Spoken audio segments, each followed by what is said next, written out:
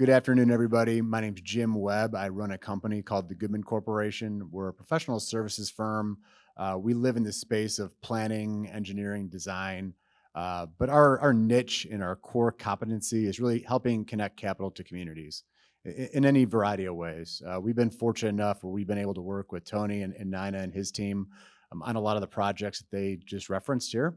And really what our role has been in those projects is helping to identify, pursue, and then inject discretionary funding into primarily the public elements of those projects: the roads, stormwater infrastructure, sidewalks, public transportation, things like that. So just a little bit about my firm and who we are. We're based in Houston. We're a small business, just like we've been talking about today. We've got an office in Austin as well. We're 25 employees strong. Ryan, I appreciate your comments about marketing because it's constantly got my brain churning in terms of what we need to do, how we need to do it, how we need to sell it. I feel like the messaging today is really applicable to the private sector, the public sector, every which way.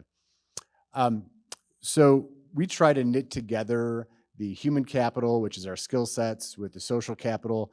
That is primarily stakeholder engagement, the partnerships that Tony was just talking about, working with your other local agencies, your regional partners, your state agencies, and then blending those together with the financial capital.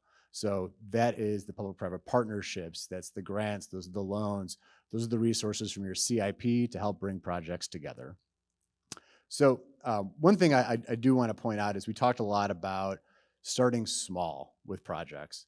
And I think what we've been able to do as a firm and with our projects is find a way to start small, leverage funds in modest amounts for strategic projects that make sense, but eventually get to the big and get to the major reinvestment projects, the major rehabilitation projects, the major reconstruction projects that are necessary in a lot of our communities. Maybe not every community, but in a lot of our communities.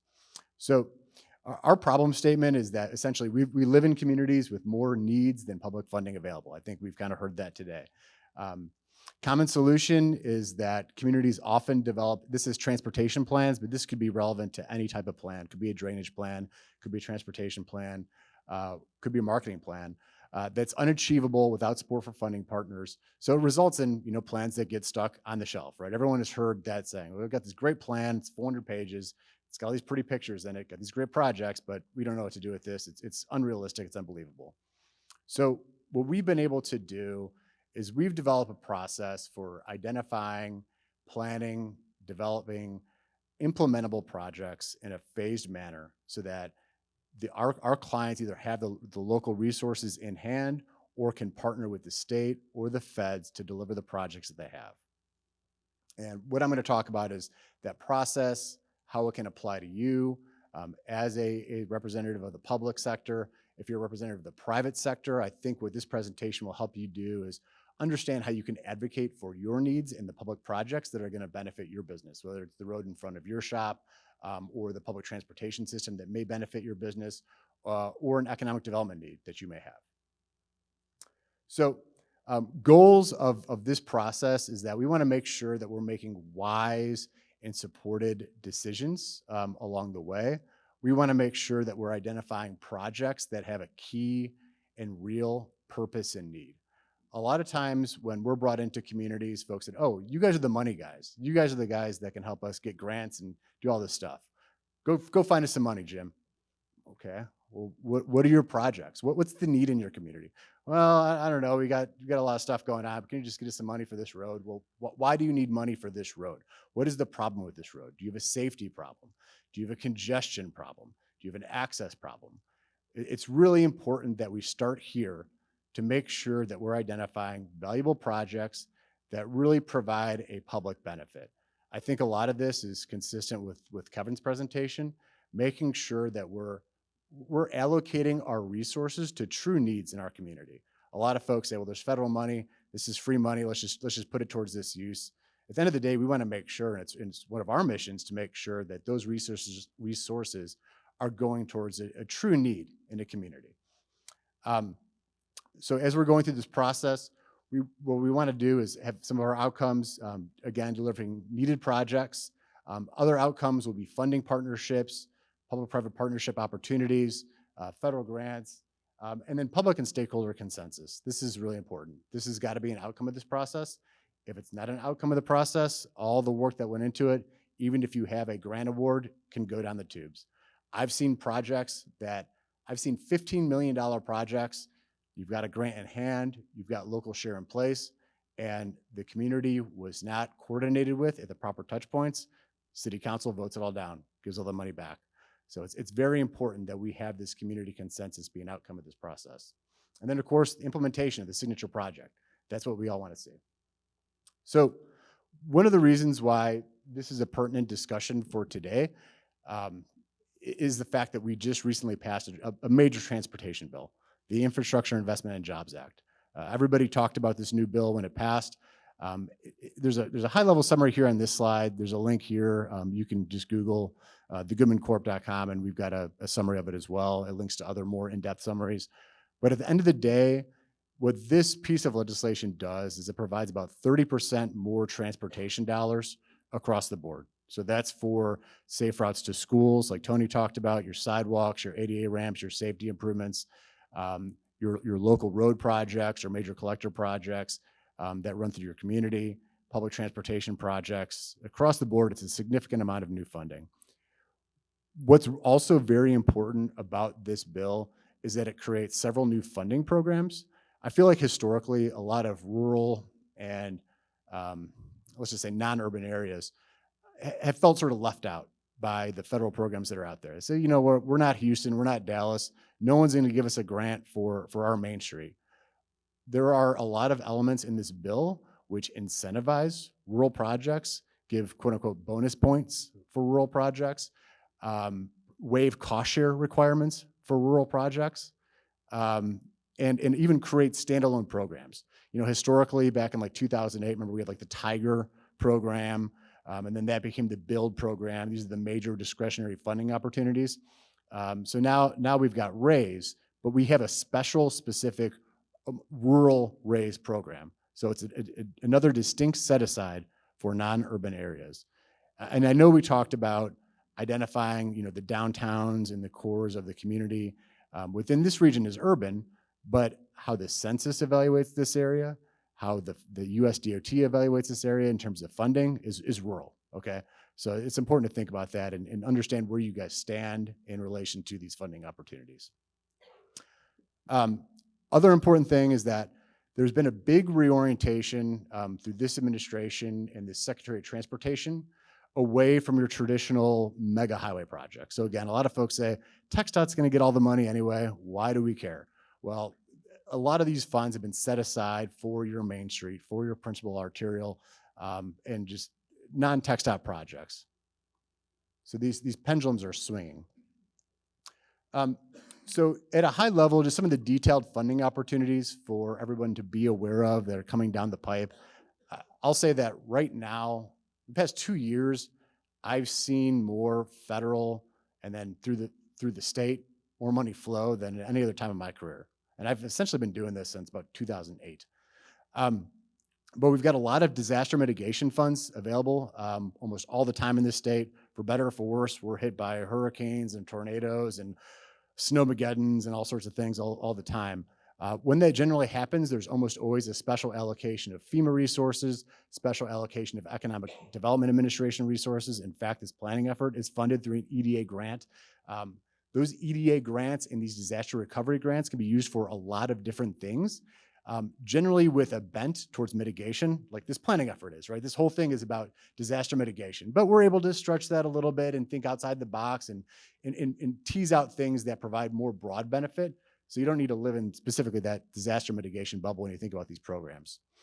FRA, Federal Railroad Safety Programs, there are almost every small community, I feel like, in the country has a railroad running through it.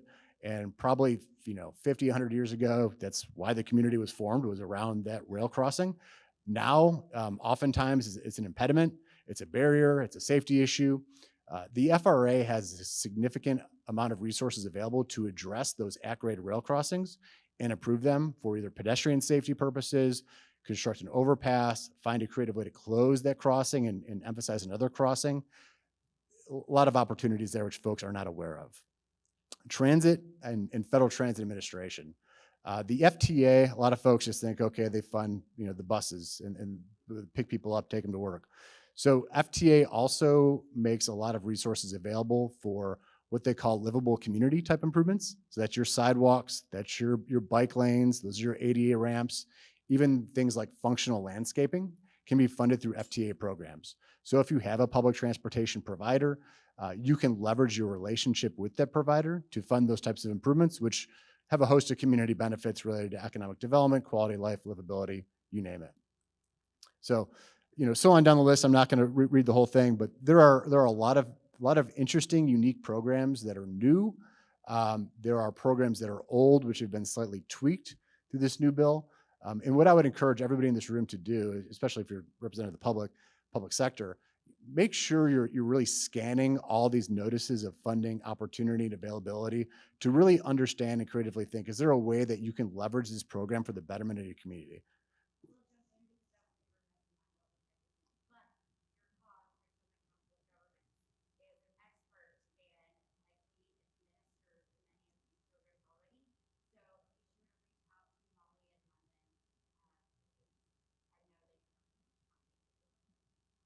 There you go.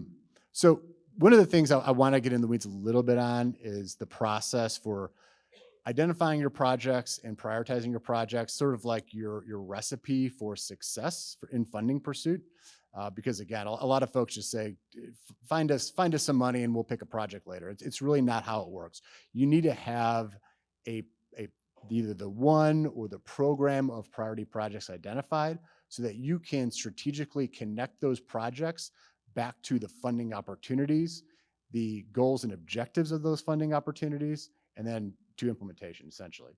So project development process, this is really the most key step. And again, that comes back to identifying your purpose and need. What are your problems? What are you trying to do? What's the problem you're trying to solve? Developing really clear and concise goals and objectives around that purpose and need statement, and developing project scopes to address those needs. So again, you need to make sure that the project that you're actually scoping is going to address the needs that are within your community. We talked a little bit about this, but the local and stakeholder public engagement is key, especially at this step of the planning process. Excuse me. If you don't have support of your stakeholders, the project is not going to be implementable.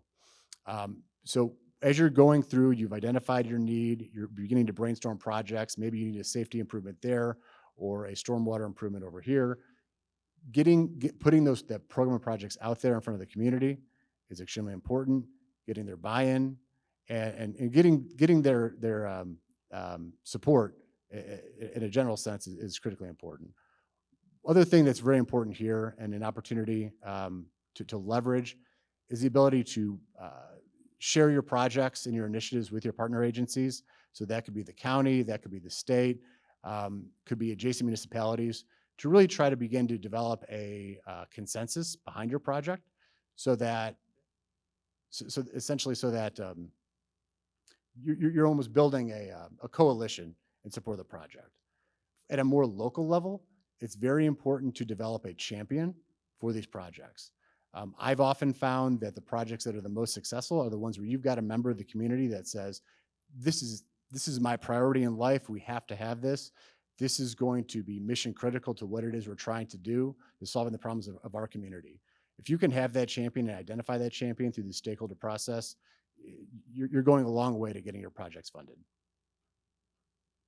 So project feasibility, once you've identified the needs, once you've identified the projects, you need to be able to identify that you've got a feasible project. A lot of times I've seen folks that say, well, we've got this great idea. We want to build this tremendous bridge over the bayou. And oh yeah, by the way, we haven't talked to flood control. We haven't talked to Army Corps. We haven't talked to anybody else, but we think it'll work. It'll be fine, right? No, those aren't the projects that you want to prioritize for funding pursuit. You want to make sure that you've got the project. If you've got a complicated project, you want to make sure that you've checked all the boxes.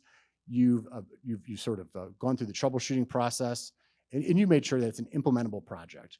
If you need right away, you want to make sure you've either got it acquired or you've got a pathway to getting it acquired. If you've got utility conflicts, you want to make sure you've got a way to address those utility conflicts. If you've got other environmental challenges, phase 1, phase 2, make sure that those are addressed as well. Third step is project prioritization. Most of the time, we're not just identifying one project in a vacuum. We're identifying a program of projects or a suite of projects. So it's really critical when we go about this to be able to prioritize those projects. And in your prioritization structure or matrix is going to differ depending on your local priorities, your regional priorities, and maybe who you're trying to sell your project to. So that's why I said, how are your funding partners evaluating their selections? You know, if you're looking at grants through the Economic Development Administration, you want to make sure you've got an economic development category when you're prioritizing your projects. If you're looking at funding from FEMA, you may want to look at stormwater mitigation or resiliency or sustainability. If you're looking at USDOT, of course, mobility and safety and everything else. But combined, coming up with evaluation criteria to be able to apply to your program or projects uniformly is really critical to come back with a prioritized matrix or list. So going along with this, a key component is the identification, utilization of performance measures, and really understanding how the project provides societal benefits. So just on these next couple of slides, I've got some project types, your traditional projects that you might see funded through discretionary resources, and just a list of some of the different benefit cost areas that can be evaluated. This is generally a required component of USDOT, EDA, all these other acronym agencies in terms of how they evaluate projects for funding. Not only is it a requirement, but it also helps you as a local agency understand, okay, what is this project really doing? What's the real return on investment? So what's the benefit in relation to the actual functional cost of the project?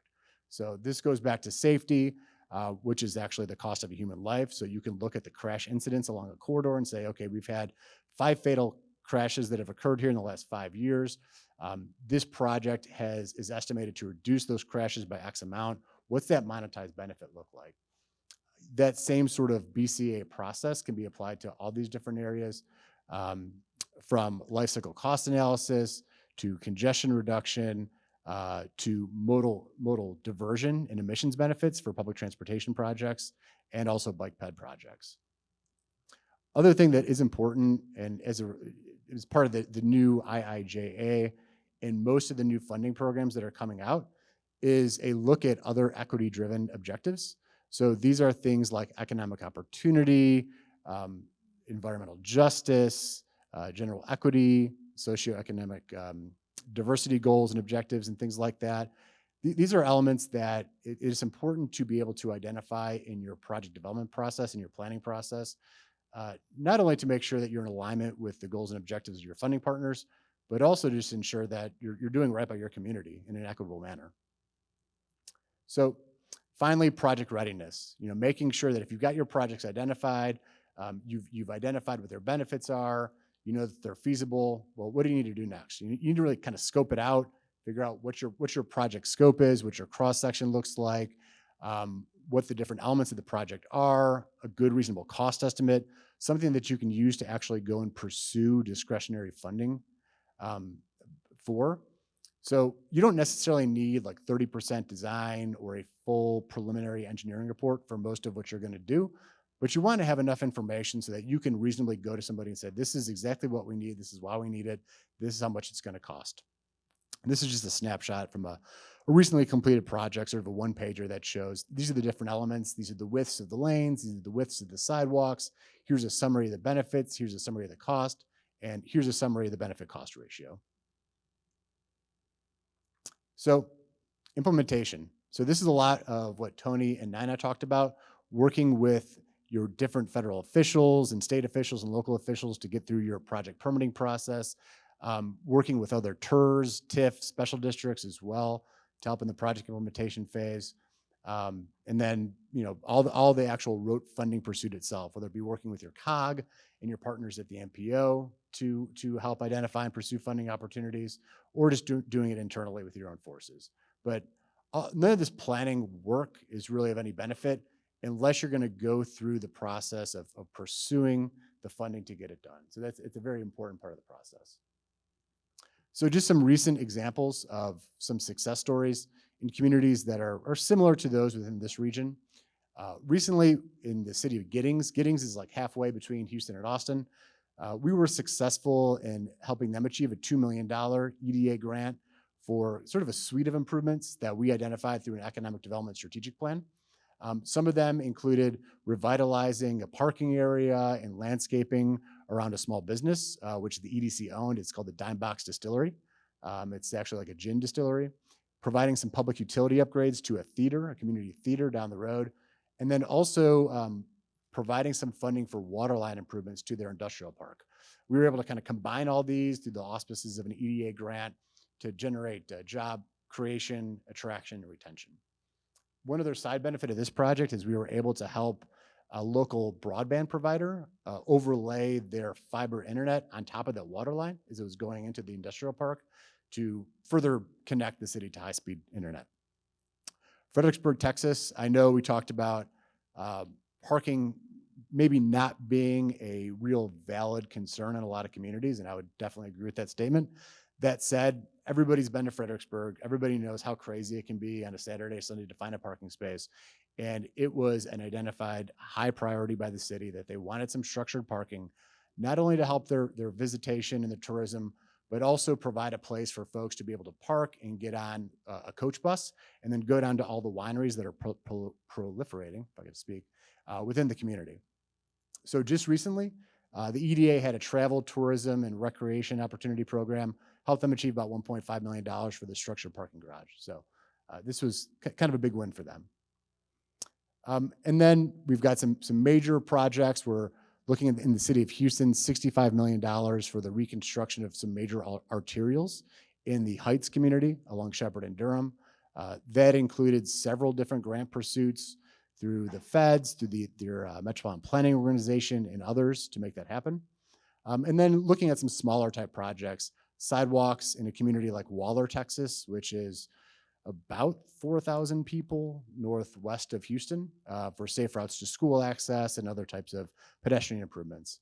And then out in Dayton, Texas, which is kind of in between Houston and Port Arthur, looking at grade separated safety improvements for the rail crossings and then other sidewalk improvements as well.